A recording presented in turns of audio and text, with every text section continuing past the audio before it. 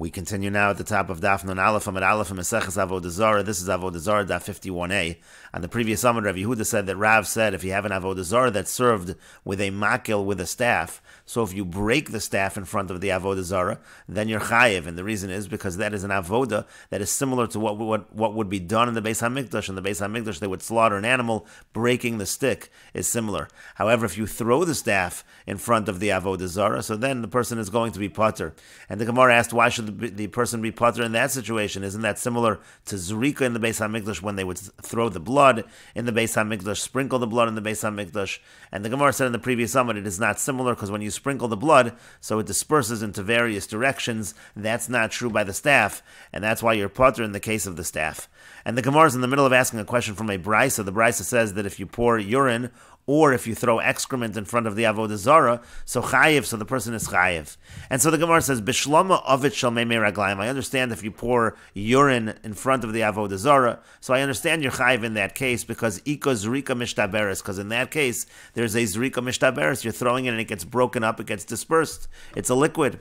Elot tzoa, my zrika mishtaberes ika, but when it comes to tzoa excrement, how is that a zrika mishtaberes? How is that a zrika that the item gets broken up? And the Gemara says to that, but so'alacha, we're talking about so'alacha, it means diarrhea, and that is something that essentially is a liquid. That's why it's considered to be zrika and chayiv.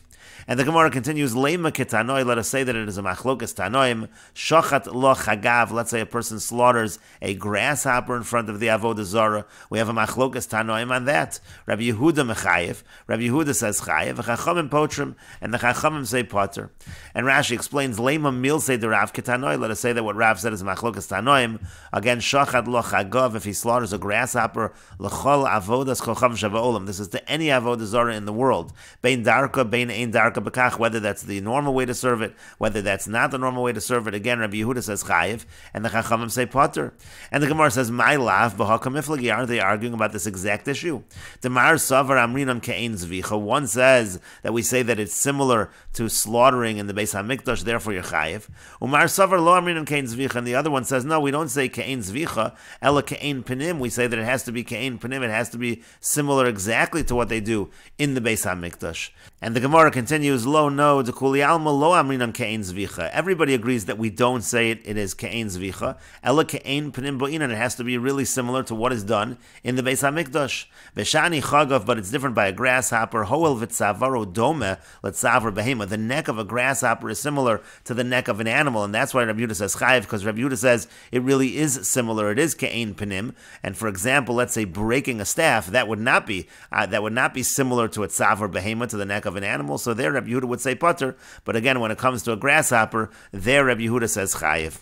And Rashi explains, Mar Savar, Rabbi Yehuda Savar, Amrinan Ke'ein Zvicha. The Gemara suggested that Rabbi Yehuda holds that it has to be Ke'ein Zvicha. V'yafal pita lav Zvicha mamish, even though it's not really slaughtering. Da'ein shchitas chagovim noheges. There's no such thing really as slaughtering a grasshopper. V'havik shviras makil, and it would be like shviras makil, like breaking a staff. T'chayev hol v'ikol memer Ke'ein Zvicha, but still you're chayev, because we can say it's similar to slaughtering. V'uadin shviras makil, the same would be true by breaking a staff. To have a shvira v'chitoch, that would be breaking, cutting. Midolo ashmin and evos v'tarnagol d'shaycha be'shchita mamish, from the fact that he picks a grasshopper and not something like a goose or a chicken, which is really shchita. For Rabbanan savri lo amrinan b'shvira ke'ein zvicha. The Rabbanan say we don't say that if you break something it's similar to zvicha. And the Gemara then said lo no dekuli alma lo amrinan ke'ein zvicha. Everybody agrees we don't say ke'ein zvicha. Uvemakel afilu Rabbi Yehuda potter. If it would be a staff, even Rabbi Yehuda would say exempt. V'lesa l'derav. He doesn't hold like Rav. The ke'ein panim bo'inan needs to be similar to what's done in the Beis HaMikdash. Midi the dami l'zvicha, something that is similar to something that would be slaughtered. Kagon chaya v'yof, a behema, like a wild animal, a bird, or a domesticated animal. Afilu ein ruin l'karban, even if they're not fit to be a carbon. But v'shani chagav hol v'tzavaro doma l'behema. But a grasshopper, its neck is similar to an animal. The yesh lo tzavar kebehema just means to say that it has a neck like an animal. Ulhachim chayiv Rabbi Yehuda deke'ein shchitas pnimhu. Rabbi Yehuda therefore says chayiv because it is similar to the shchitas pnim, to the shchita that's done in the Beis HaMikdash. And the Gemara continues, Amar Rav Nachman, Amar Rabba bar Avua, Amar Rav. Rav Nachman says that Rabba bar Avua says that Rav says, Avodas kochavim she'ovdin osam makil. Let's say you have an Avodah Zarah which is served with a staff. Shaver makil b'fonei chayev. If he breaks the staff in front of the Avodah Zarah, he is chayev. Vinne eseres, and the staff becomes forbidden. Zorak makil b'fonei. Now, if he throws the staff in front of it, so chayev, he is chayev for serving Avodah Zarah. However, ve'eino ne'eseres. However, the staff does not become prohibited. Amar le Rav Nachman, Rava said to Rav Nachman, Ma'ishna shever, what's the difference that if you break it, the havale ke'in zvicha, that's similar to slaughtering. Zarak nami, havale ke'in zrika, if you throw it also, isn't that like the sprinkling of the blood, the throwing of the blood in the Beis HaMikdash? Amar lei said to him, Ba'inan zrika mishtaberes v'leka, similar, same as what we said before, it needs to be zrika mishtaberes, a zrika that breaks up, it disperses, and that is not true when we talk about the zrika of a staff. And Rashi explains, Shavar makil lefoneh chayiv v'neseres. Again, if the makil is broken in front of it, he's chayiv for serving the Avodah Zarah, and the makil becomes forbidden. HaMakil bein she'avodasa b'shvira, bein she'ein avodasa b'shvira. Rashi notes in this case, whether it's normally served through breaking or not, have avodah lehis chayiv. It is considered an avodah and the person is chayiv. V'have tekroves li'asr. It's considered an offering and it's forbidden. Kedamron deche'ein zvichi. Like we said, that's similar to slaughtering. Now, Zorak makil b'foneh chayiv. If he throws a makil in front, chayiv, and Rashi says that this is uchegon, for example, she'avodasa bezrikas makal me'echa yavdu, that the serving of this particular Avodah Zarah is done by throwing a staff, and that's learned from the pasuk of echa yavdu, the way that the nations serve this particular Avodah Zarah. However, ve'ena ne'aseres, however, hamakil, the staff is not aser. The lo havet tikrovis is not an offering, elamida dechein pnim. It's only considered an offering if it's done similar to what's done inside the Beis HaMikdash. But the Gemara continues and asks, Ela me'ata, but according to that, Avnei Beis Markulis, what about the stones by the Markulis? B'amei yasr, why are those forbidden? And Rashi explains, Ela me'ata devo'inon ke'ein panim. If you're going to say that we need it to be ke'ein panim, to be asr, even in a situation where this is the way the Avodah Zarah is served. So avonim hanizrakos lemarkulis b'amei yasru, the stones that are thrown to the Markulis, why are they forbidden? And the Gemara continues, Amar Lei said to him, Af ledidi kashali, I also had this difficulty. I asked Rabba bar Avua, v'Rabba bar Avua l'Chia bar Rav, and Rabba bar Avua asked Chia bar Rav, v'Chia bar Rav l'Rav, and Chia bar Rav asked Rav, v'Yomar lei, and he said to him, Nasa kimegadol avodas kochavim. It's considered like adding on to the Avodah Zarah. And Rashi explains, kimegadol avodas kochavim hatosefes al hamarkulis koton leyosos markulis gadol. You're adding on a little; it becomes a larger markulis. V'isuro misham avodas kochavim atzma. And the answer over here is that therefore the stones are prohibited not like offerings of Avodah Zarah, but like the Avodah Zarah itself. V'lo misham tekroves, not as an offering. Avol makil lo isaved avodas kochavim, but the staff doesn't become an Avodah Zarah. The ikara shel avodas kochavim lav makil ninu, because the Avodah Zarah, the main part, is not a staff. But the Gemara continues and asks, now this works out according to the one who says the Avodah Zarah that belongs to an Ovid Kochavim, that belongs to an idolater, is usher immediately. So that's what's happening to these stones of the Markulis. But according to the one who says that the Avodah Zarah of an Ovid Kochavim is only usher when it's actually worshipped, so Tishtri, so the stones should be permitted because, again, they're not actually being worshipped yet. The Halopalcha, because they haven't been worshipped, and so therefore they shouldn't become an Avodah Zarah, they shouldn't become Asura right away. Amar Lei said to him, Kol achas v'achas nasis avodas kochavim v'tikrovas l'chaverta. Each stone becomes an Avodah Zarah and also an offering to the other stone, and so each stone is actually becoming an Avodah Zarah and is being worshipped, and that's why it is usher as an Avodah Zarah. But the Gemara says, Yihachi, if so, basraisa miyatishri, the very last stone that you throw on, so there's nothing that worships that stone, so that stone should be permitted. Amar Lei said to him, if you know which one is the last one, Zil Shakla, you can actually take it. You're correct, but there's no way of knowing which stone was last. And the Gemara continues with another answer. Rav Ashi says, Kol achas v'achas, each individual stone, nasis tikrovis liatzma v'tikrovis l'chaverta, it becomes an offering to itself and an offering to its friend, to its other stone, and therefore even the last stone essentially becomes an offering to itself, and that's why it is forbidden. And the Gemara continues, Tanan, we learned in the Mishnah coming up, Motza barosho ksus umo, so Kalim, if he finds at the head of the Avodah Zarah garments or money or vessels, Hare'elu mutarin, those are permitted.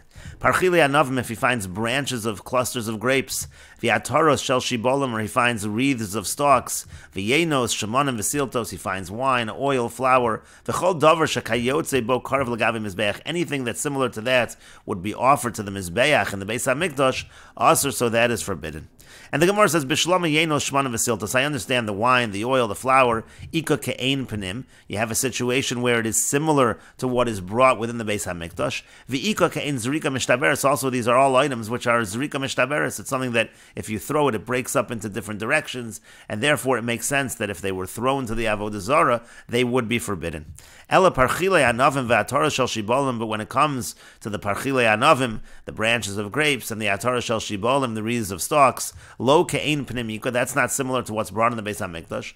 V'lo ke'ein zrika mishtaberes, it's also not a zrika mishtaberes. These are not items that break up in different directions when you throw them, when you sprinkle them.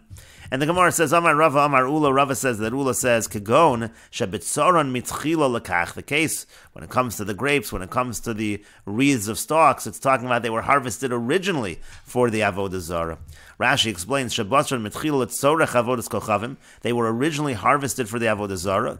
Uviv tzirusan avda la'avodas kochavim. And by harvesting them, that was serving the Avodah Zara. To have a keshaver makalafana, that's like breaking a staff. To dami l'zvicha, it's actually similar to zvicha. It is similar to slaughtering.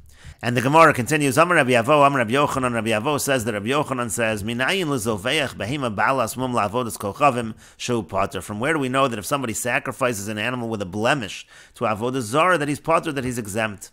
Shenemar, as it says in the pasuk, Zoveach le'Elohim yacharam bilti la'Hashem levado. It says that the serving of the Avodah Zara has to be similar to the way we serve HaKadosh Baruch Hu. Lo asra Torah ela ke'ein panim. So the Torah only forbids the kind of service that's done in the Beis HaMikdash, and you're not going to bring a balas mum to the Beis HaMikdash. So too by Avodah Zara, the person is going to be pater. Have a bar Rava. Rava asked on this, B'mai, what kind of blemish are we talking about? Ilema bedoken shabayin. If we're talking about a small blemish like in the cornea of the eye, hashta livnei Noach chazia legavoa bebama didhu. Such an animal is fit legavoa for bnei Noach. If they bring an animal with a small mum like that legavoa to HaKadosh Baruch Hu on their altars, that would be considered an offering. So la'avodas kochav miboy. So if they bring that to Avodah Zarah, does it need to be said that in such a situation they would be chayiv? Ella rather b'mechusar aver. When we're talking here about a behema balas mum, we're talking where it's missing a limb. And if such an animal is brought la'avodah Zara, the person is pater. Uchad Rebbe Lazar, like Rebbe Lazar says, the Rebbe Lazar says, Minayin l'mechusar aver shu asr livnei Noach. How do we know that a mechusar aver, if a ben Noach, if a non-Jew brings an animal that's missing a limb, that is forbidden? You can't bring that to HaKadosh Baruch Hu. Shenemar, as it says in the pasuk, mikol hachai, mikol basar, shnayim, mikol amra Torah. The Torah is saying over here when it says mikol hachai, it's saying have behema shechayin rashay evarim shalo. You have to bring an animal that the rashay evarim, the limbs are alive, and that's the kind of animal that is fit for a carbon for a ben Noach. But the Gemara continues, Hayu mikol hachai. When it says mikol hachai, this is a pasuk by Noach when he's bringing the animals into the teva. Mi boy leilamute treifa. Isn't that coming to exclude an animal that's a treifa, an animal that has a mortal wound? And the Gemara says, no, that's already excluded from a different pasuk. Mi lahachios zera nafka. It says lahachios zera, that it's able to have seed, it's able to have offspring. That already says that the animal cannot be a treifa. But the Gemara says, Hanichlam Adam treifa ina yoledis. That works according to the one who says that an animal that's a treifa doesn't give birth, so it's not a fulfillment of the pasuk of lahachios zera. El leman damar treifa yoledis. But according to the one who says that a treifa is able to give birth, ma'ikol meimar. So again, you can't learn anything out from lahachios zera in terms of treifa, and therefore mikol hachai really should be coming to exclude treifa. And the Gemara says, no, Amar Kra, the pasuk says, itach, you're going to bring the animals with you, and itach bedomin lach. It means they have to be similar to you, similar to Noach. Noach was not a treifa, therefore the animals cannot be treifas. But the Gemara says, v'dilma Noach gufe treifa have. Maybe Noach was really a treifa, and he brings animals that are similar to himself, and really he could bring animals that were treifa into the teva. The Gemara says, no, tamim ksiv be. It says the word tamim, it means that Noach was whole, he was not a treifa. But the Gemara says, dilma tamim b'derachav. Maybe the word tamim means he was whole in his ways. Maybe it doesn't have to do with his physical condition. The Gemara says, no, it's sadik ksiv be. We already know that he was whole in his ways. It says that he was a tzaddik. But the Gemara still says, Dilma tamim b'drachav, but tzaddik b'maisav. Maybe he's tamim in his ways, and he's a tzaddik in his actions, and so therefore, again, you don't know that it means physically. And the Gemara says, Lo motzes amrit de Noach gufei treifa havi. You can't say that Noach himself was a treifa. Disalka daitach Noach treifa havi, because if it would enter your mind that Noach was a treifa, Amar le rachmana de chvasach ayil shaleimin lo sa'ayil, would it make any sense to say that the Torah was telling Noach, bring into the teva animals like yourself that are a treifa, don't bring in any animals that are shleimin, that are whole, that don't have blemishes. That doesn't make any sense. And so therefore it's clear that what Noach is being told is to bring in animals that are not treifa. And again, once that's learned from itach, so then we understand that the pasuk mikol hachai is teaching that that the animals cannot be missing any limbs. The Gemara says, well, hashta the nafka meitach. Well, now that you're learning treifa, that he can't bring in a treifa from itach, lahachio zera lamali. So what do we do with the pasuk of lahachio zera? And the Gemara says to that, if I just had meitach, have amina letzav zabialma, I would just think maybe that the animals are being brought to a company to keep Noach company in the teva, but not necessarily to have offspring. Ve'afilu zaken ve'afilu saris, even if the animal is old, even if the animal is a saris, the animal is not able to have offspring. Kamash malon lahachio zera. So that's what the pasuk is teaching, lahachio zera, that the animals have to be able to procreate. And Rashi explains, Have behema shechayin rasha yivarim shalah. You have to bring an animal where the limbs are alive, shegoloi v'yadua lefanav, because it was known before him, she'asad lahakriv Noach, that Noach would bring these as offerings. Kedechsiv vayikach mikol habehema haTorah, like it says in the pasuk, and therefore again we're able to learn out from here what kind of offerings Bnei Noach can bring. And the Gemara continues at the Tudat. Some Avodah Zarah says, Minayin l'shochet behema lemarkulis shu chayev. From where do we know that if somebody slaughters an animal to the Avodah Zarah markulis that he's chayev? Shenemar, as it says in the pasuk, v'lo yizbuchu od as zivchayim la'seirim. It says you can't slaughter, you can't sacrifice to the seirim. Imeino inyan l'chedarka. If that pasuk is not talking about worshiping an Avodah Zarah, then that's the normal way to worship. Dechsiv eicha yavdu hagoyim ha'elas Elohem. It already says that if you worship in the same way that the nations worship, that's problematic. So Taneyu Inyan l'shalo kedarka, you can apply this pasuk even if that's not the normal way to worship that Avodah Zarah. For example, again, slaughtering an animal to markulis, the person is going to be chayev. But the Gemara continues, V'hala hachi hudasa, but does this pasuk, V'lo yizbechu od, is it really coming to teach us this idea? Isn't it teaching us what we learn in the following brisa? And we will continue with this discussion in the next video on Daf Nun Aleph Amud Beis.